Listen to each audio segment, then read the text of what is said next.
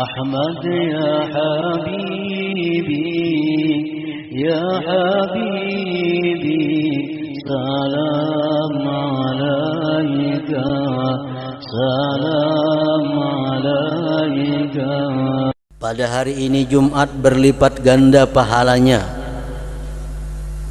kecuali atas orang yang meminta padahal imam sedang mengkhutbah.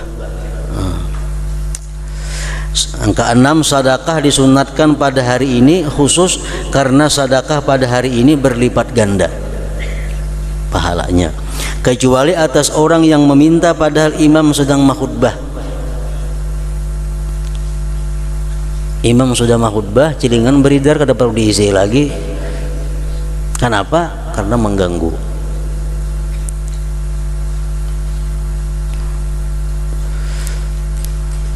Kecuali atas orang yang meminta padahal imam sedang mengkhutbah dan ia berbicara di tengah pembicaraan imam, maka ini adalah makruh. Bila nang minta ini makruh, memberi pun makruh juga. Bila meminta itu hukumnya haram, memberi pun hukumnya haram juga. Salih bin Muhammad berkata, seorang miskin minta-minta pada hari Jumat padahal imam sedang berkhutbah. Lalu ada seorang laki-laki memberikan potongan, maksudnya pirak, dirham, kepada ayahku agar diterimakan kepada peminta-minta itu. Maka ayahku tidak mengambil potongan itu daripadanya. Ada orang minta-minta rahatan imam mahutbah, khatib mahutbah, ada orang minta-minta, itu jangan diberi.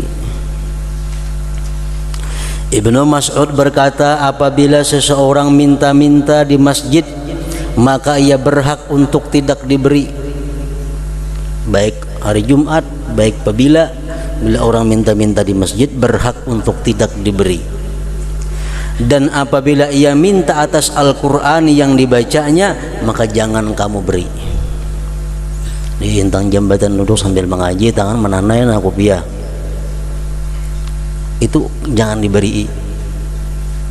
Lebih baik kita kada memberi daripada memberi. Amunnya bernyanyi beri kada apa-apa, amunnya Quran yang disuaraakannya jangan diberi.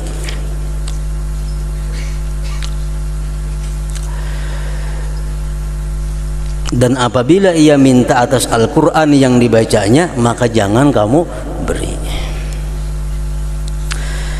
Sebagian ulama ada yang memakruhkan sedekah kepada orang yang minta-minta di masjid yang mana ia melangkahi leher manusia,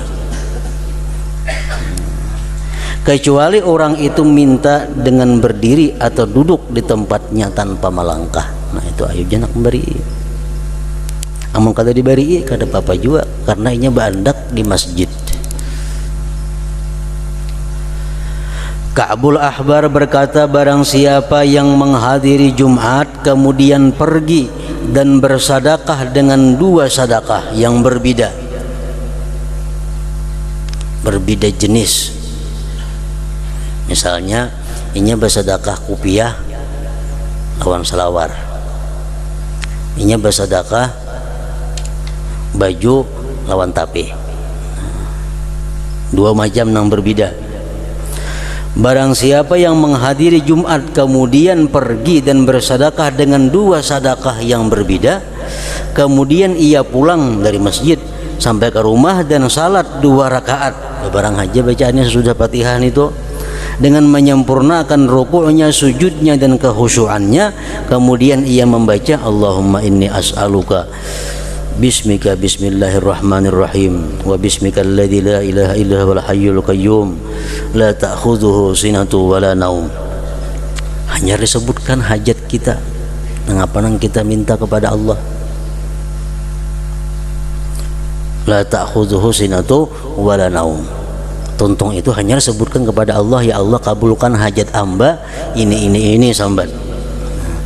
Artinya, ya Allah sesungguhnya saya minta kepadamu dengan namamu, yaitu dengan nama Allah yang maha pengasih lagi maha penyayang, dan dengan nama yang tidak ada Tuhan melainkan Allah yang maha hidup dan berdiri sendiri, tidak terkena kantuk dan tidur, maka tidak meminta kepada Allah Ta'ala akan sesuatu melainkan Dia Allah memberinya. Ini cara salat hajat di antara sekian banyak macam salat hajat. Pulang ke masjid, kita bersedekah, kita jalan bersedekah, tapi sedekahnya syaratnya dua macam yang berbeda. Bisa beras sama minyak lala, bersedekah. Kayaknya bulik masjid sampai ke rumah sembahyang 2 rakaat, baca doa ini. Tuntung baca doa, sebutkan hajat kita kepada Allah, Allah akan mengabulkan hajat itu. Dan sebagian ulama salaf berkata, barang siapa memberi makan akan orang miskin pada hari Jumat, kemudian pergi pagi-pagi dan dia tidak menyakiti seseorang, kemudian ketika imam memberi salam ia membaca Bismillahirrahmanirrahim Al-Hayyul Qayyum as'aluka an taghfirali wa tarhamani wa tu'afiyani minan nar. Ini bisukan pukul 8 pukul 9 memberi makannya orang miskin. Tuntung memberi makan orang miskin, tulak ke masjid. Di masjid pun ini bertingkah laku yang baik, kadang menyakiti orang, kadang mengganggu orang. Nah kayaknya begitu imam naik khatib mimbar, Assalamualaikum warahmatullahi wabarakatuh, jahatib, waalaikumsalam, hanya baca ini Bismillahirrahmanirrahim Al-Hayyul Qayyum as'aluka an taghfirali wa tarhamani wa tu'afiyani minan nar. Artinya, dengan nama Allah yang maha pengasih lagi maha penyayang, yang maha hidup dan berdiri sendiri, saya mohon kepadamu untuk memberi ampunan bagiku, dan engkau kasihi saya dan engkau selamatkan saya dari neraka. Kemudian ia berdoa dengan apa yang nampak baginya, maka doanya diperkenankan Allah Subhanahu wa ta'ala. Yang ketujuh, adab hari Jumat. Ia menjadikan hari Jumat itu untuk akhirat.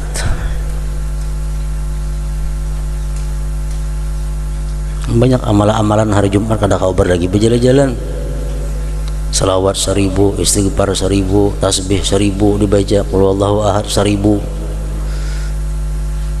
Ia menjadikan hari Jumat itu untuk akhirat. Maka pada hari itu ia menahan dari seluruh kesibukan-kesibukan dunia,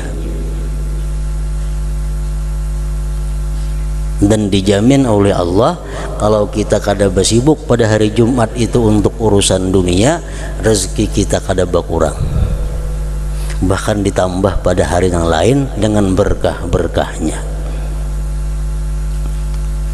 Misalnya berusaha 7 hari dapat keuntungannya 1 juta, bapraya hari Jumat itu cuma bapraya beramal, bukan bapraya berolahraga, kada peranya ini beramal, karena seminggu itu keuntungannya kada kurang daripada 7 hari itu, bahkan ditambah berkah oleh Allah Subhanahu wa ta'ala. Maka pada hari itu ia menahan dari seluruh kesibukan-kesibukan dunia, dan padanya ia memperbanyak wirid-wirid, dan ia tidak memulai bepergian padanya hari Jumat. Bepergian urusan apapun hari Jumat itu kada bagus, kecuali urusan kebaikan.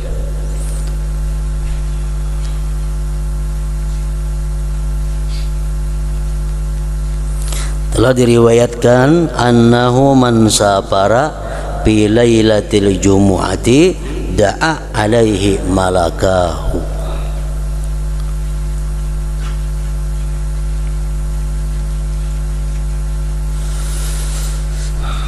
Artinya bahwasanya barang siapa yang bepergian pada malam Jumat,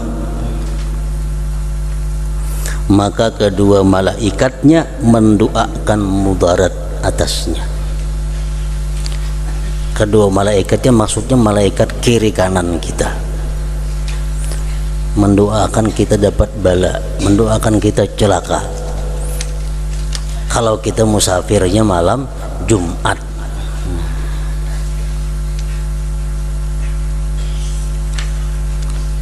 Kalau siang Jumat, hadis lain ada mengatakan idza safara yaumal Jumat da'a alaihi, du'iya alaihi an la yusahabu wa la yu'awanu ala safarih. Malam Jumat itu artinya mulai maghrib sampai subuh, orang azan subuh itu artinya malam. Kalau siang Jumat mulai subuh sampai maghrib.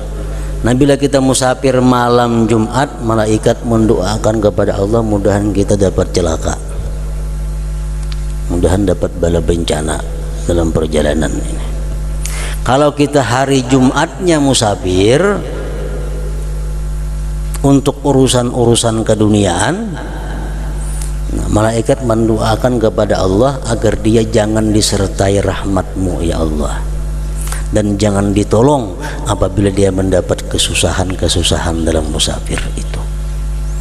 Artinya orang musafir pada hari Jumat itu, musafir urusan keduniaan itu kada diberkati, kada dirahmati oleh Allah Subhanahu wa ta'ala.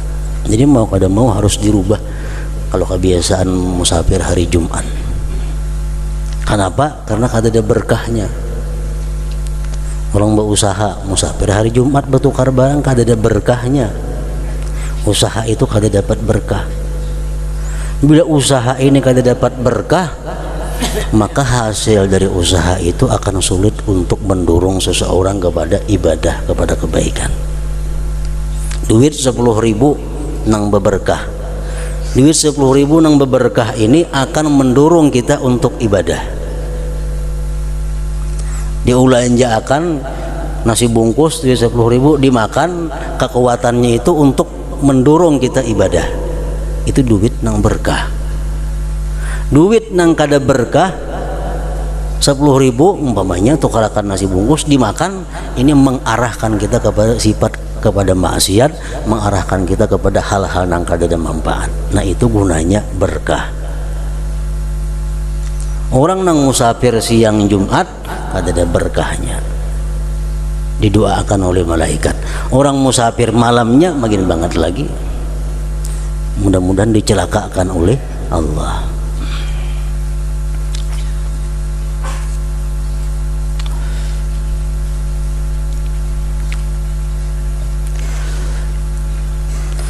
Rasulullah bersabda dalam hadis lain, da'u asghalakum yaumal jumu'ah fa innahu yaumu salatin wa tahajjudin. Ujar Nabi kita, tinggalkan kesibukan-kesibukan dunia kamu pada hari Jumat,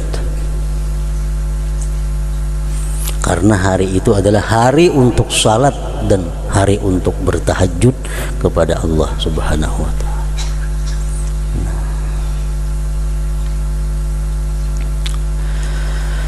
Sebagian salaf memakruhkan untuk bepergian setelah terbit fajar adalah haram.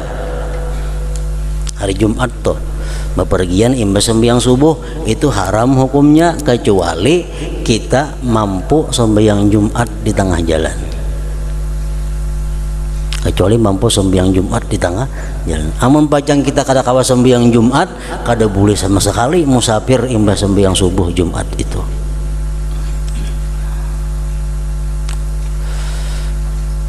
Kecuali apabila kawan terlewatkan. Mungkin kita bertinggal musafir malam Jumat, tak tinggal rombongan kita kayak apa sorangan kada kawa. Umpamanya orang hendak naik haji, kebetulan jadwalnya berangkat di sini rombongan malam Jumat, nah itu dimaafkan aja. Mungkin kita bertinggal kayak betulaknya sorangan kada kawa. Kecuali apabila kawan terlewatkan, tertinggal di rombongan. Sebagian salaf memakruhkan untuk membeli air di masjid dari tukang air minum untuk diminum atau diberikan di jalan Allah. Makruh kita bertukar di dalam masjid walaupun yang ditukar itu banyu sagan diberiakan juga makruh. Kenapa? Karena menjadikan masjid tempat jual beli.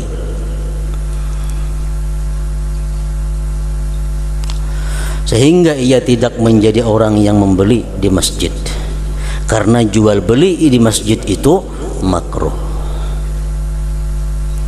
Dan mereka mengatakan tidak mengapa seandainya ia di luar masjid kemudian ia minum atau memberi di jalan Allah di dalam masjid. Itu kada jadi soal. Nukar di luar masjid bawa ke dalam masjid banyunya nginum kada jadi masalah itu. Ini yang nukarnya di dalam masjid. Secara jumlah, artinya kesimpulannya, seseorang ia sayogianya untuk menambah wirid-wiridnya dan macam-macam kebaikan pada hari Jumat.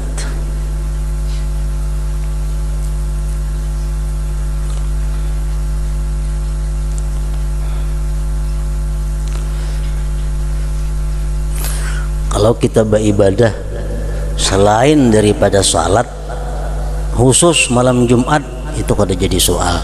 Umpamanya orang ini kalaunya kada malam Jumatnya kada membaca wirid apa-apa, tapi bila malam Jumat hanya berwiridan, asal wiridnya itu bukan sembahyang sunat, kada makruh. Tapi kalau wiridnya sembahyang sunat itu makruh. Misalnya orang ini malam Ahad, malam Senin, malam Selasa, malam Rabu, malam Kamis kan ada tahajud. Bila malam Jumat hanya tahajud, nah itu makruh. Tapi kalau lain daripada tahajud, misal orang ini malam biasa-biasa kada membaca Yasin, kada membaca Tabarak, malam Jumat hanya, nah itu kada apa-apa. Jadi ada perbedaan antara sembahyang dengan yang lainnya. Malam Jumat hanya berzikir, malam lain kada berzikir, kada jadi masalah karena itu bukan sembahyang.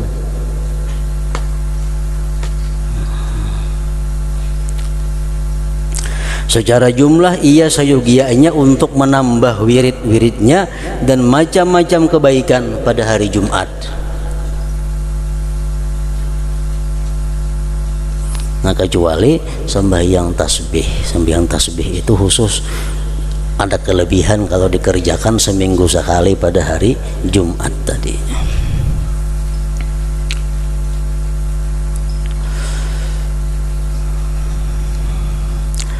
Sesungguhnya Allah Subhanahu wa ta'ala apabila mencintai seseorang hamba, maka dia memperlakukannya untuk mengamalkan amalan-amalan yang utama di dalam waktu-waktu yang utama. Ini tanda orang dicintai Allah. Bila hari-hari utama dia diberi Allah taufik hidayah untuk memperbanyak ibadah. Ini tanda orang yang dicintai oleh Allah. Orang ini bila hari-hari biasa ada beribadah adanya, bila malam nisfu Sa'ban lalu beribadah aja, malam Jumat lalu beribadah aja, siang Jumat lalu beribadah berhimat, malam hari raya berhimatnya beribadah, malam bulan puasaan berhimatnya, malam lain kada. Nah ini tanda orang yang dicintai Allah.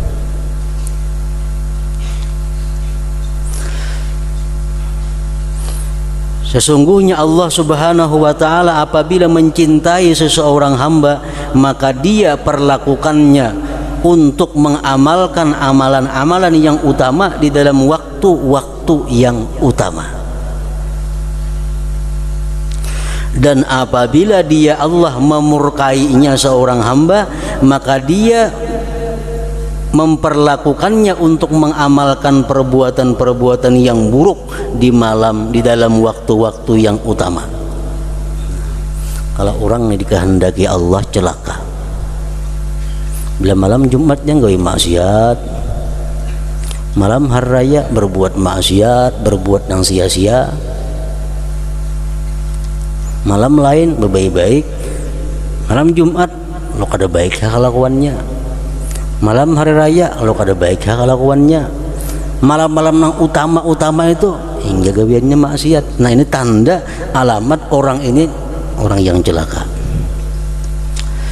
orang yang dimurkai Allah. Dan apabila Allah memurkainya seorang hamba, maka dia memperlakukannya untuk mengamalkan perbuatan-perbuatan yang buruk di dalam waktu-waktu yang utama, agar hal itu terjadi lebih menyakitkan pada pencelaannya dan lebih keras dalam kemurkaannya.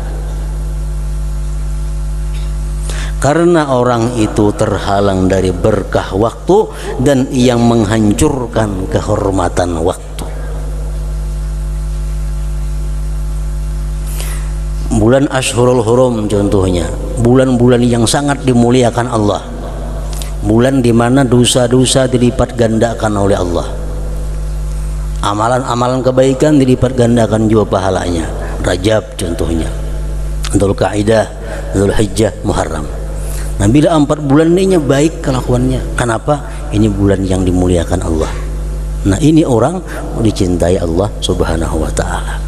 Amun orang nang dimurkai Allah kada tahu bulan hurum, kada tahu bulan Rajab, kada tahu bulan baik, tetap gawiannya melakukan nang dilarang Allah. Itu alamat dimurkai Allah manusia itu. Pada hari Jumat disunatkan doa-doa, dan akan datang insyaallah pada kitab Da'awat. Wa sallallahu ala kulli abdin mustafa. Bab ke-6 mengenai masalah-masalah yang bermacam-macam yang menjadi musibah yang merata. Ya ayyuhar-rajul minhu syafa'atan sallu alaihi sallimu taslima.